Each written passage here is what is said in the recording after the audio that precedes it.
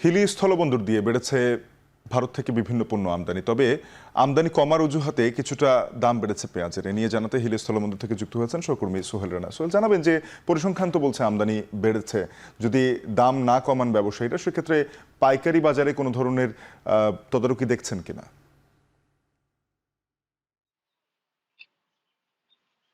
শাফিন, আমি আপনাকে একটু জানিয়ে রাখি যে হিলি স্থল বন্দর দিয়ে বিগত সময়গুলোর তুলনায় বর্তমানে আমদানি বাণিজ্য যেটি সেটি কিন্তু অনেকটাই বেড়েছে। আমরা আগে যেখানে দেখেছি বন্দর দিয়ে 50 থেকে 60 ট্রাকের মতো পণ্য আমদানি হতো ভারত থেকে, সেই পণ্যের আমদানি বেড়ে এখন দাঁড়িয়েছে প্রায় গড়ে বলা চলে আর কি 80 থেকে 100 ট্রাকের মতো পণ্য ভারত থেকে আমদানি হচ্ছে। বিশেষ করে এই পণ্যগুলোর মধ্যে চাল এবং পেঁয়াজ সহ অন্যান্য পণ্য রয়েছে। তবে চাল এবং পেঁয়াজের আমদানিটাই কিন্তু বেশি হচ্ছে। যদি আমি গতকালকে কথা বলি, গতকাল এই বন্দর দিয়ে প্রায় 800 মেট্রিক টনের মতো পেঁয়াজ আমদানি হয়েছে এবং চাল আমদানি হয়েছে প্রায় 1000 মেট্রিক টনেরও বেশি কিন্তু চাল আমদানি হচ্ছে। এবং আমদানিকৃত পণ্যগুলো আসলে বাজারে বাজারজাত হচ্ছে এবং দেশের বিভিন্ন স্থানে আমদানিকারকরা পাঠাচ্ছেন, সে বিষয়ে প্রশাসনের যে তদারকি সেটি কিন্তু আমরা লক্ষ্য করিনি যে আসলে কি পরিমাণ পণ্য আমদানি হচ্ছে এবং সেই পণ্যগুলো কি দামে আমদানি হলো, কি দামে বিক্রি হচ্ছে, সেখানে নজরদারি কিন্তু আমরা এক প্রকার প্রশাসনের দেখছি না। যার কারণে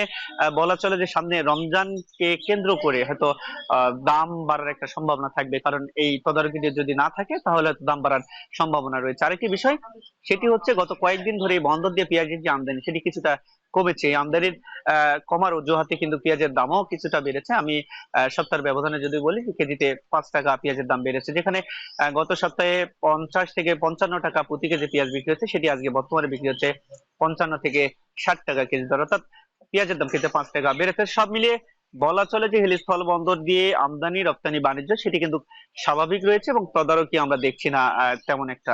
সাথী